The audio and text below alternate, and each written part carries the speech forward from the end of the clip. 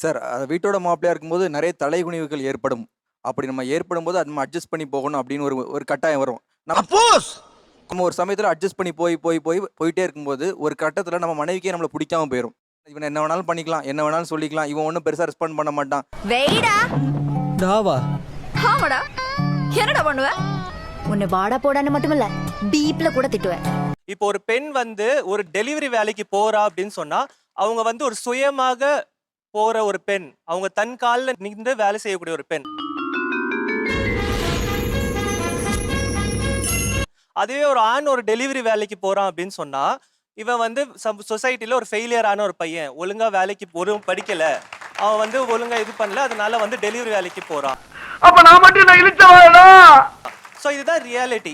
இந்த மாதிரி தான் சொசைட்டில ஒரு இழிவான இடத்துக்காக ஆண்கள் தள்ளப்படுறாங்க. என்ன இவ்வளவு விஷயத்தை சொல்றீங்களே, யாருன்னு நீங்க?